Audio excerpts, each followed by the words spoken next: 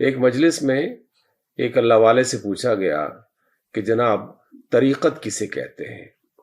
شریعت کے بارے میں تو بہت سے لوگ بات کرتے ہیں اور طریقت کے بارے میں الجھنیں پائی جاتی ہیں۔ تو اللہ والے نے بے ساختہ اور پورے اعتماد کے ساتھ یہ بات کہی کہ دیکھو، طریقت اللہ کے رسول کے طریقے کو کہتے ہیں۔ ہماری جو عبادات ہیں وہ محض ایک قانونی دائرے کو پورا کر رہی ہوتی ہیں۔ رمضان آتا ہے تو ہم روزہ رکھ لیتے ہیں، اور یہ روزہ تو سب مسلمانوں پر فرض ہے۔ ہم عام مسلمان جو ہیں بمشکل 5 فرض نمازیں ادا کرتے ہیں۔ ذکر کرتے ہیں تو ہم نے 33 بار سبحان اللہ کہہ دیا، 33 بار الحمدللہ کہہ دیا، 33 بار یا 34 بار اللہ اکبر کہہ دیا۔ جب رمضان کا مہینہ آتا ہے وہ زکوٰۃ اپنے مال کی نکالتے ہیں تو باقاعدہ حساب کتاب کرتے ہیں۔ 2.5% جو ہے وہ اپنے مال کا دے دیا، کسی نے عشر دے دیا۔ لیکن طریقہ رسول کیا تھا؟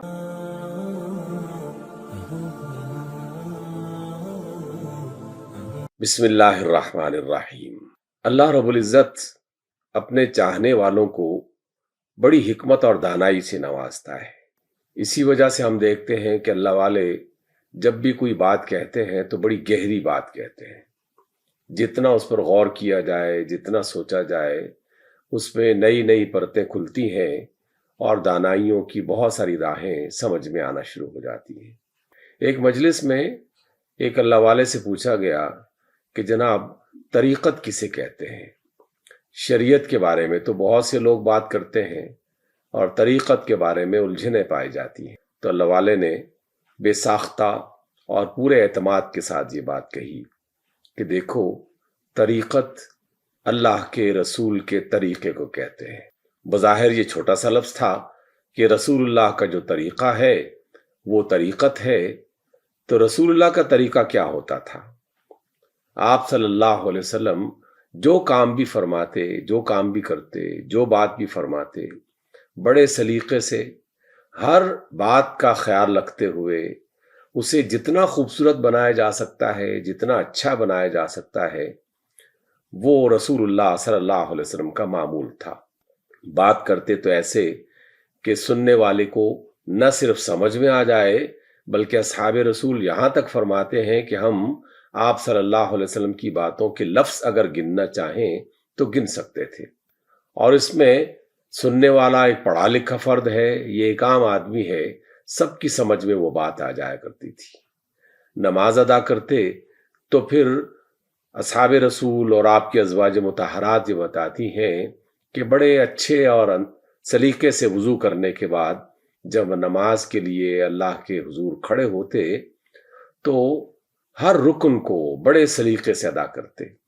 قیام ہے تو لمبا قیام کرتے، رکوع ہے تو پورے اطمینان کے ساتھ رکوع فرماتے، سجدے میں جاتے تو بعض اوقات تو اتنا طویل سجدہ فرماتے کہ ہمیں گمان ہونے لگتا کہ کہیں اللہ کے رسول صلی اللہ علیہ وسلم کی روح آپ کے جسم سے نکل تو نہیں گئی۔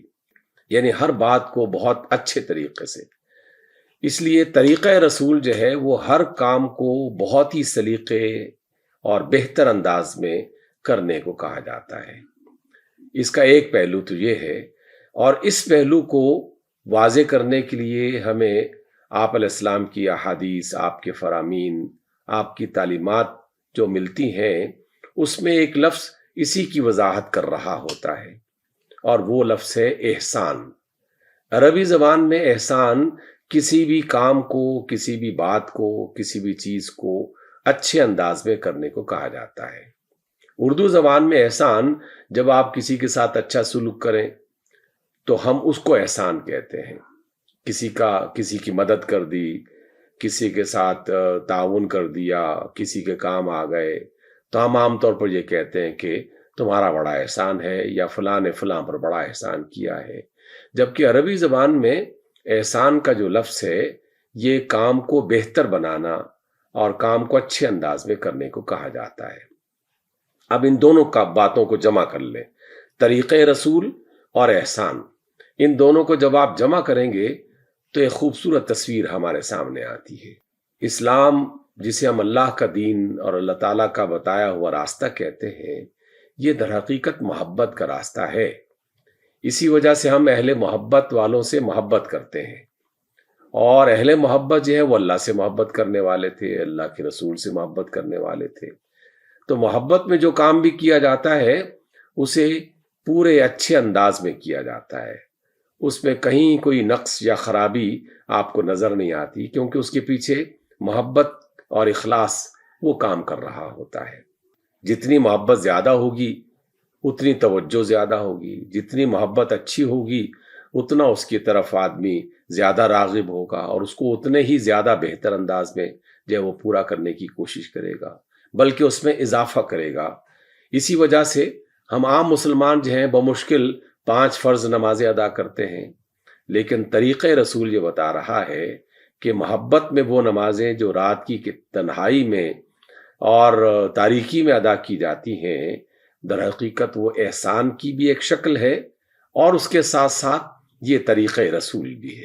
اسی وجہ سے ہم دیکھتے ہیں کہ ہماری جو عبادات ہیں وہ محض ایک قانونی دائرے کو پورا کر رہی ہوتی ہیں۔ رمضان آتا ہے تو ہم روزہ رکھ لیتے ہیں، اور یہ روزہ تو سب مسلمانوں پر فرض ہے، لیکن رسول اللہ صلی اللہ علیہ وسلم کی زندگی پر غور کریں تو آپ ہر سوموار کو روزہ رکھتے ہیں، ہر جمعرات کو روزہ رکھتے ہیں، اور اس کے علاوہ ہر مہینے میں 3 اضافی روزے جو ہم روشن راتوں کو رکھا کرتے ہیں یا اللہ کے رسول رکھا کرتے تھے۔ تو طریقہ رسول جو ہے یہ احسان کی ایک ایسی شکل ہے کہ جس میں کسی بھی عبادت کو زیادہ بہتر انداز میں اور زیادہ اچھے انداز میں کرنا یہ اللہ کے رسول صلی اللہ علیہ وسلم نے اختیار کیا۔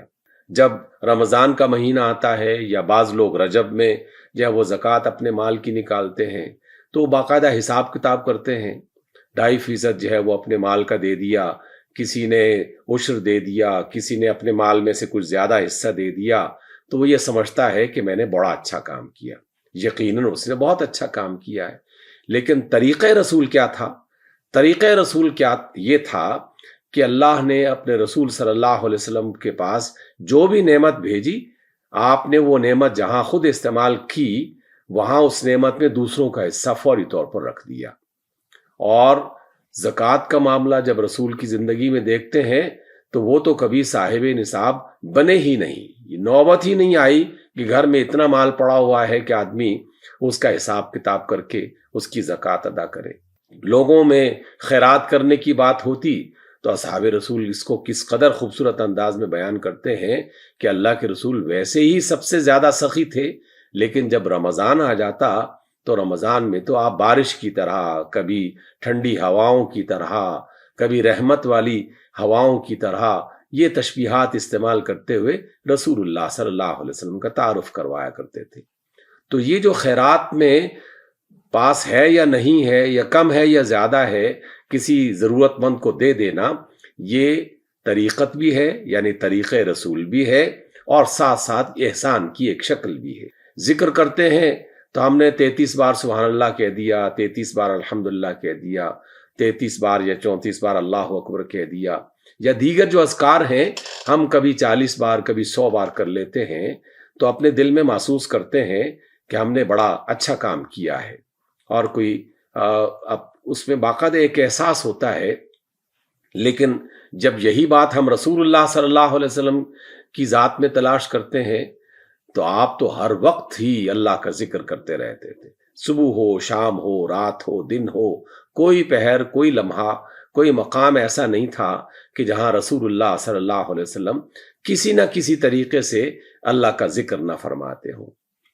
اسی طرح آپ زندگی کے تمام معاملات کو دیکھیں تو ہر چیز میں سلیقہ پیدا کرنا، حسن اور جمال پیدا کرنا، اچھائی پیدا کرنا، پورے اعتماد کے ساتھ، پورے اطمینان کے ساتھ، پوری توجہ کے ساتھ اس کام کو کرنا، اسے آپ احسان بھی کہہ سکتے ہیں۔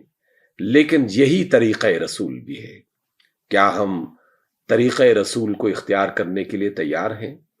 کیا اچھی بات ہوگی کہ بات کرنے کا طریقہ بھی اچھا ہو جائے، کھانے کا طریقہ بھی اچھا ہو جائے، سونے کا طریقہ بھی اچھا ہو جائے، دوستی کا طریقہ بھی اچھا ہو جائے، اور کسی کے ساتھ اختلاف بھی ہو تب بھی طریقہ اچھا ہو جائے، اور کسی کے ساتھ تعاون کرنا ہے، اس کی مدد کرنی ہے تو احسان والی مدد کی جائے، کسی کا ساتھ دینا ہے تو احسان والا ساتھ دیا جائے، یہ ہر عبادت میں شامل کر لیں۔ ہر کام میں شامل کر لیں، دنیا بھی سنور جائے گی اور آخرت بھی نکھر جائے گی۔ اللہ تعالی ہمیں طریقہ رسول پر عمل کرنے کی توفیق عطا فرمائے، ہمارا ہر کام رسول اللہ صلی اللہ علیہ وسلم کے طریقے پر ہونا شروع ہو جائے، اور طریقہ رسول کا مطلب یہ ہے کہ ہر کام میں حسن، جمال، بہتری، اچھائی، سلیقہ اس کو شامل کر لیا جائے۔ دیکھیے کیسا لطف آتا ہے زندگی کا۔